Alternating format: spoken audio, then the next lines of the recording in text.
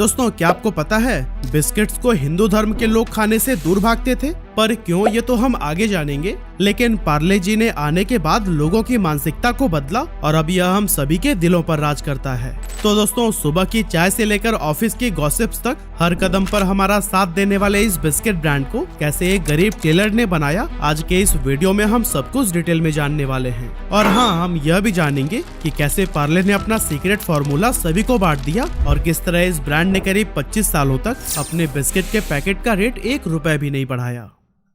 पार्ले जी, शायद ही कोई ऐसा भारतीय होगा जिसने चाय में ये बिस्किट डुबोकर न खाया हो। और हाँ, कमाल की बात तो ये है कि जितना लगाव आपको इस बिस्किट से है ना, उतना ही हमारे मम्मी पापा और दादा दादी को भी है। यही वजह है कि इसे एक बिस्किट नहीं बल्कि एक इमोशन कहा गया है। और इस इमोशन की नींव रखी गई थी ब्रिटिश राज में, जब बिस्किट्स खाना हम भारतीयों के लिए एक सुनहरे सपने से ज्यादा कुछ भी नहीं था। लेकिन वो कैसे, इसे समझने के लिए हमें लेट 19th सेंचुरी में चलना होगा। एक्चुअली उस टाइम पर मार्केट में गिने चुने कुछ बड़े बड़े दुकानों में बिस्किट से भरा हुआ एक खास किस्म का चौकोर सा दिखने वाला यह टीन का डिब्बा मिलता था, जिस पर बड़े बड़े टेक्स्ट में लिखा होता था हंटले एंड पामर्स। इस डिब्बे को दुकान से खरीदकर सीधे अंग्रेजों के महल में पहुंचा दिया जाता था, जिसे बड़े बड़े अंग्रेजी अफसर सुबह और शाम की चाय की चुस्कियों के साथ में एंजॉय किया करते थे। और इंडियंस उसे दूर से ही देखकर सोचा करते थे कि आखिर ये कौन सी नई इजाद है। जल्दी ये बिस्किट्स हमारे राजा महाराजा और कुछ अमीर इंडियंस के घरों तक भी पहुंच गए, लेकिन इनकी कीमत इतनी ज्यादा थी कि मिडिल क्लास या गरीब लोग इसे खरीदने के बारे में सोचने से भी कतराते थे। अब ये बिस्किट अमीरों की चाय का साथी तो बन गया था, लेकिन बहुत से अपर क्लास हिंदू जो इसे अफोर्ड तो कर सकते थे, फिर वे अपने घर में लाने या फिर खाने से दूर भागते थे, क्योंकि इन बिस्किट्स को बनाने के लिए बेकर्स अंडे का इस्तेमाल किया करते थे। लेकिन बाद में इस समस्या का समाधान लेकर आए लाला राधा मोहन, जिन्होंने 1998 के दौरान दिल्ली में हिंदू बिस्किट्स नाम की एक कंपनी की शुरुआत की, जिसका मकसद हिंदुओं के बीच बिस्किट्स को पॉपुलर बनाना था। इस काम के लिए कंपनी ने सिर्फ ब्राह्मणों और अपर कास्ट के हिंदुओं को ही हायर किया, ताकि उनके बिस्किट्स कास्ट कॉन्शियस हिंदुओं की नजर में भी एक्सेप्टेबल हो सके। पहले ही साल में कंपनी ने अपने बिस्किट्स का एडवर्टीजमेंट दिया, जिसमें बताया गया था कि बिस्किट्स की बेकिंग से लेकर पैकेजिंग तक का पूरा काम सिर्फ अपर क्लास हिंदुओं के हाथों से ही किया जाता है। साथ ही इन बिस्किट्स को सिर्फ दूध से तैयार किया जाता है और पानी का एक भी कतरा नहीं मिलाया जाता। लेकिन हिंदू बिस्किट्स की बढ़ती हुई पॉपुलैरिटी के बाद से कई और लोगों ने भी इस नाम के बिस्किट्स को बेचना शुरू कर दिया, जिससे कि असली हिंदू बिस्कुट को काफी नुकसान हुआ और वो ब्रिटानिया कंपनी के साथ में मर्ज हो गया। हालांकि दोस्तों, मार्केट में इतनी सारी कॉपीज आने के बाद भी बिस्किट्स के प्राइस में कभी भी इतनी कमी नहीं आई कि वो गरीब के हाथों में पहुंच पाए। फिर आया 7 अगस्त 1905 का दिन, जब गांधी जी के नेतृत्व में स्वदेशी आंदोलन की नींव रखी गई और लोगों ने विदेशी चीजों का बाइकआउट करके अपने देश में बनी हुई चीजों को अपनाना शुरू कर दिया। साथ ही इस मूवमेंट को सपोर्ट करने के लिए कई भारतीय लोगों ने लोकल बिजनेसेस भी शुरू किए, ताकि फॉरेन प्रोडक्ट्स पर डिपेंडेंसी को कम किया जा सके। और दोस्तों, इसी बीच गुजरात के एक टेलर मोहनलाल दयाल जी भी इस आंदोलन से इतने प्रभावित हुए कि उन्होंने भी स्वदेशी आंदोलन में उतरने की इच्छा जताई, जिसके लिए उन्होंने सोचा कि क्यों ना देश में अपनी खुद की टॉफी और चॉकलेट की कंपनी खोली जाए, क्योंकि इसके जरिए वो अंग्रेजों को फाइनेंशियली नुकसान तो पहुंचा ही सकते थे, साथ ही इन टॉफीज का टेस्ट उन गरीब बच्चों तक भी पहुंचा सकते थे, जो कि इसे अमीर बच्चों के हाथों में देखकर सिर्फ ललचा कर रह जाते थे। लेकिन यहाँ पर सबसे बड़ा सवाल था कि आखिर इन टॉफीज को बनाए कैसे, क्योंकि उस टाइम तक इंडिया में कोई भी ऐसा रिसोर्स अवेलेबल नहीं था जहाँ से वो इसे बनाने का तरीका सीख सके। इसीलिए मोहनलाल दयाल ने एक बहुत बड़ा फैसला लिया और इस काम को सीखने के लिए 1929 में जर्मनी चले गए। कुछ समय तक वहाँ उन्होंने टॉफी मेकिंग टेक्निक सीखी और जब इंडिया वापस आने लगे तो अपने साथ एक टॉफी बनाने वाली मशीन भी लेकर आए। मोहनलाल दयाल ने वापस आने के बाद से मुंबई के विले पार्ले इलाके में एक पुरानी बंद पड़ी फैक्ट्री को खरीदा और यहीं पर अपने मशीन्स को फिट किया। शुरुआत में कंपनी में सिर्फ 12 लोग काम करते थे, जो कि मोहनलाल के फैमिली मेंबर्स ही थे, और अपनी कैपेबिलिटीज के अकॉर्डिंग इनमें से किसी ने मैनेजर का पद संभाल लिया, किसी ने टॉफी मेकर का और कोई पैकेजिंग एंड सप्लाई को देखने लगा। अब शुरुआत में किसी ने भी इस बात पर ध्यान नहीं दिया कि कंपनी का कोई नाम भी होना चाहिए, और इसीलिए काफी समय के बाद इसकी लोकेशन यानी विले पार्ले के नाम पर ही कंपनी का नाम पार्ले रखा गया। इस कंपनी का पहला प्रोडक्ट था एक ऑरेंज कैंडी, जो कि उस टाइम पर काफी पॉपुलर हुआ था। लेकिन दोस्तों, मार्केट में अफोर्डेबल बिस्किट्स न होने की वजह से मोहनलाल दयाल ने इस गैप को फिल करने की सोची और साल 1939 में पार्ले ने पहली बार अपने बिस्किट्स को मार्केट में उतारा, जिसका नाम रखा गया था पार्ले ग्लूको। सस्ते दाम और अच्छे क्वालिटी की वजह से ये बिस्किट बहुत जल्द लोगों के बीच काफी पॉपुलर हो गया और सेकेंड वर्ल्ड वॉर के दौरान भी इंडियन एंड ब्रिटिश दोनों ही आर्मी ने इस बिस्किट को खूब कंज्यूम किया था। जब 1947 में भारत आजाद हुआ तो उस समय अचानक से गेहूं की कमी हो गई, जिसके चलते पार्ले को अपने ग्लूको बिस्किट के प्रोडक्शन को रोकना पड़ गया क्योंकि इसका मेन इंग्रेडिएंट ही गेहूं था। लेकिन बाद में इस संकट से उबरने के लिए पार्ले ने जौ से बने हुए बिस्किट्स बनाना शुरू किया और एक एडवर्टीजमेंट में स्वतंत्रता सेनानियों को नमन करते हुए अपने कंज्यूमर्स से अपील की कि जब तक गेहूं की सप्लाई नॉर्मल नहीं हो जाती तब तक जौ से बने बिस्किट्स का इस्तेमाल करें। खैर, बाद में हालात नॉर्मल हो गए और पार्ले फिर से जौ की जगह गेहूं का इस्तेमाल करने लगा। अब अगले कुछ सालों तक तो सब कुछ ठीक ठाक चलता रहा, लेकिन 1960 के करीब कई सारी और भी कंपनीज ने ग्लूको बिस्किट के नाम से ही अपने बिस्किट्स को लॉन्च करना शुरू कर दिया। अब इससे कंज्यूमर के बीच में कंफ्यूजन बढ़ने लगी कि आखिर ओरिजिनल ग्लूको बिस्किट है कौन सा, और यही वजह थी कि इस टाइम पर पार्ले की सेल्स लगातार गिर रही थी। लेकिन दोस्तों, अपनी गिरते हुए सेल्स को देखते हुए कंपनी ने एक बहुत ही स्ट्रैटेजिक मूव लिया और अपनी ब्रांडिंग को इम्प्रूव करने के लिए काम करने लगे। इसके लिए सबसे पहले तो इन्होंने नई पैकेजिंग बनाने का फैसला किया, जिसके बाद से पार्ले का बिस्किट एक पीले वैक्स पेपर में लपेट कर आने लगा। इसके ऊपर लाल रंग की पार्ले ब्रांडिंग के साथ साथ एक छोटी लड़की की तस्वीर भी लगी थी और इस लड़की के इलस्ट्रेशन को advertising agency Everest brand solution के मगन लाल दैया ने तैयार किया था। इस नई ब्रांडिंग ने बच्चों और उनके पेरेंट्स को खूब अट्रैक्ट किया, साथ ही बाकी के ब्रांड्स के बीच पार्ले अपनी एक अलग छाप छोड़ने में भी कामयाब हो गया। इसके बाद से साल 1982 में कंपनी ने पार्ले ग्लूको को पार्ले जी के रूप में रिपैकेज किया, जिसमें जी का मतलब था ग्लूको। और इसी साल यानी 1982 में ही पार्ले जी का पहला टीवी कॉमर्शियल आया, जिसमें एक दादाजी अपने नाती पोतों के साथ गाते हुए नजर आ रहे थे, स्वाद भरे शक्ति भरे पार्ले जी। चाहत अपनी यही है जी, अपनी भी स्वाद भरे शक्ति भरे बरसों से पार्ले जी।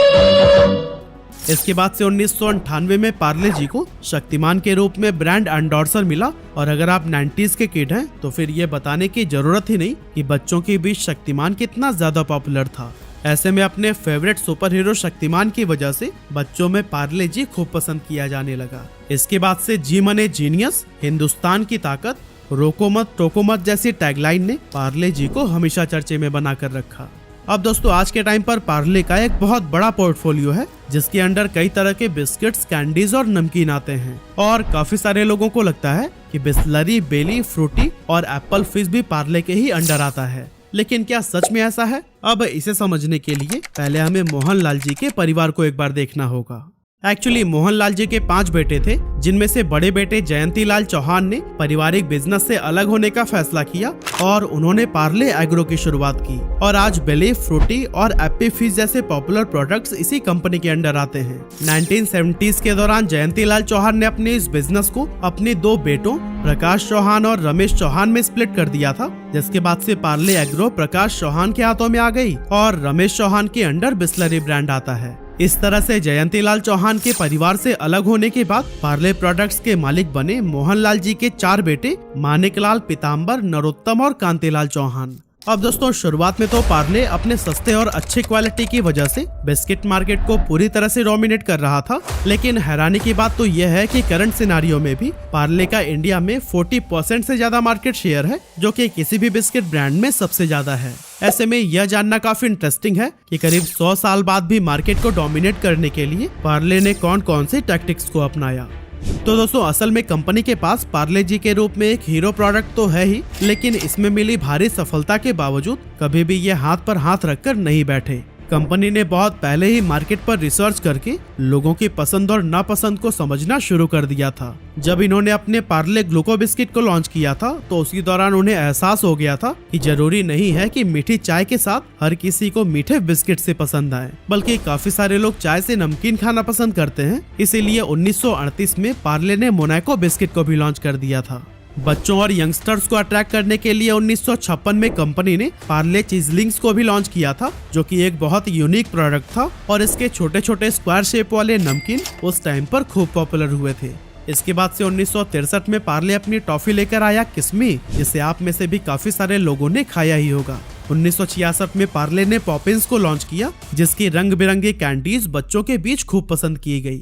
इसके अलावा पार्ले ने Melody, Krackjack, 2020, Magix milk Shakti, mango bite, London dairy और हाइड एंड सीक की तरह ही कई सारे प्रोडक्ट्स को मार्केट में उतारा जो कि काफी पसंद किए गए और इनकी मदद से पार्ले इंडिया के बिस्किट मार्केट पर अपना कब्जा जमाने में कामयाब हो गया। साल 2012 तक पार्ले 40 लाख दुकानों के जरिए अपने प्रोडक्ट्स को बेचा करता था और 2013 में पार्ले जी का टर्नओवर 5000 करोड़ रुपए से भी ज्यादा का हो गया था। और दोस्तों, कोरोना के टाइम पर जो लॉकडाउन हुआ था उसमें भी पार्ले जी को बहुत ज्यादा फायदा मिला और कंपनी का टर्नओवर बढ़कर 8000 करोड़ रुपए को भी क्रॉस कर गया। आज पार्ले जी वर्ल्ड का लार्जेस्ट सेलिंग बिस्किट ब्रांड है जो हर महीने 1 अरब बिस्किट्स के पैकेट्स बनाता है और हर 1 सेकेंड में ऑन एन एवरेज 4551 पार्ले जी के पैकेट्स कंज्यूम कर लिए जाते हैं। तो दोस्तों, एक टाइम पर पार्ले जी के बिस्किट्स की डिमांड इतनी ज्यादा बढ़ गई थी कि कंपनी उतने बिस्किट्स बना ही नहीं पा रही थी। ऐसे में पार्ले ने एक बहुत ही स्मार्ट डिसीजन लेते हुए लोकल बेकरीज के साथ में हाथ मिला लिया।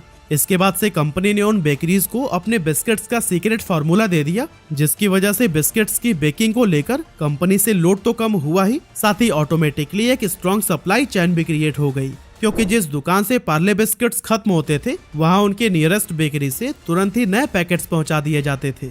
अब ये स्ट्रैटेजी कुछ समय तक तो बहुत अच्छी काम करती रही, लेकिन बाद में जब मैसिव ऑर्डर्स आने लगे तो फिर कंपनी का ध्यान प्रोडक्शन बढ़ाने पर ज्यादा रहने लगा। अब दोस्तों, ज्यादा प्रोडक्शन के लिए उन्हें ज्यादा रॉ मटेरियल्स की जरूरत थी, जिसे बल्क में परचेज करने पर काफी डिस्काउंट मिल जाता था। और दोस्तों, कुछ इसी तरह का फायदा पार्ले जी को भी मिला और बल्क प्रोडक्शन के बाद में उनका प्रॉफिट बहुत ज्यादा इंक्रीज हो गया। अब मार्केट में बहुत बड़ी संख्या में ऐसे लोग थे जो कि पार्ले जी के दीवाने थे और शॉपकीपर्स भी स्टॉक खत्म होने के पहले ही ऑर्डर देने के लिए परेशान हो जाते थे। इन बिस्किट्स की डिमांड जिस तेजी से इंक्रीज हो रही थी, इनकी जगह कोई दूसरी कंपनी होती तो पहला काम यही करती कि सबसे पहले अपने प्रोडक्ट के प्राइस को बढ़ा देती, लेकिन पार्ले जी ने ऐसा नहीं किया। आज से 85 साल पहले ही अपने शुरुआती समय में भी सबसे सस्ता बिस्किट था और आज भी सबसे सस्ता ही है। और कमाल की बात तो यह है कि पिछले 25 सालों में महंगाई कहां से कहां पहुंच गई है। जैसे कि 1998-99 में पेट्रोल की प्राइस 25 रुपए पर लीटर हुआ करती थी, जो कि आज 105 रुपए के आसपास हो गई है। लेकिन इन 25 सालों में पार्ले जी ने अपने बिस्किट्स के प्राइस को 1 रुपया भी नहीं बढ़ाया था। ऐसे में आपको लग रहा होगा कि आजकल के स्टार्टअप्स की तरह पार्ले भी अपने पैसे बर्न कर रहा होगा, मगर ये भी सच नहीं है, क्योंकि फाइनेंशियल ईयर 2022 में पार्ले जी ने 256 करोड़ रुपए का प्रॉफिट जनरेट किया था। तो असल में दोस्तों, पार्ले जी बिस्किट के प्राइस तो बढ़ रहे हैं, लेकिन इतने साइलेंटली कि कंज्यूमर को एहसास भी नहीं होता है। एक्चुअली कंपनी बहुत अच्छे से समझती है कि कंज्यूमर्स को एक्स्ट्रा पैसे देना बिल्कुल पसंद नहीं है, क्योंकि एक बार जब इन्होंने अपने बिस्किट पर सिर्फ 50 पैसे बढ़ाए थे तो फिर इनकी सेल ड्रास्टिकली ड्रॉप होने लगी और लोग सड़क पर उतरकर प्रोटेस्ट भी करने लगे थे। ऐसे में पार्ले जी के मैनेजमेंट टीम ने यह डिसाइड किया कि वो बिस्किट के प्राइस को नहीं बढ़ाएंगे, बल्कि उसकी क्वांटिटी को कम करते जाएंगे। इसीलिए पहले जहां 4 रुपए में पार्ले जी के 100 ग्राम का पैकेट मिल जाता था, वही आज 5 रुपए में सिर्फ 55 ग्राम ही मिल पाता है। अब देखा जाए तो पार्ले जी कंपनी का एक हीरो प्रोडक्ट है जो देश के हर कोने में छोटी से छोटी दुकान में भी आसानी से मिल जाता है। पार्ले जी के इस स्ट्रॉन्ग डिस्ट्रीब्यूशन की वजह से जब भी कंपनी किसी नए प्रोडक्ट को लॉन्च करती है तो फिर उसे भी मार्केट में काफी तेजी से पहुंचा देती है। इस तरह से बिना ज्यादा मेहनत के उसके नए प्रोडक्ट्स को भी एक्सपोजर मिलने लगता है और उनके जरिए कंपनी की खूब कमाई होती है। लेकिन दोस्तों, क्या पार्ले जी का बोलबाला सिर्फ इंडिया में ही है? तो इसका जवाब है बिल्कुल नहीं, क्योंकि यूएसए, यूके, कनाडा, ऑस्ट्रेलिया और न्यूजीलैंड जैसी कई सारे ऐसे कंट्रीज हैं जहां पार्ले जी को बहुत ज्यादा पसंद किया जाता है। और तो और कई सारे देशों में तो इसकी मैन्युफैक्चरिंग यूनिट्स भी अवेलेबल हैं। साथ ही हम इंडियंस की तरह ही चाइनीज भी इस बिस्किट के दीवाने हैं, इसीलिए पार्ले जी चाइना में भी सबसे ज्यादा बेचे जाने वाला बिस्किट बन गया है। तो दोस्तों, पार्ले जी के साथ आपकी किस तरह की यादें जुड़ी हैं, हमें कमेंट करके जरूर बताइएगा।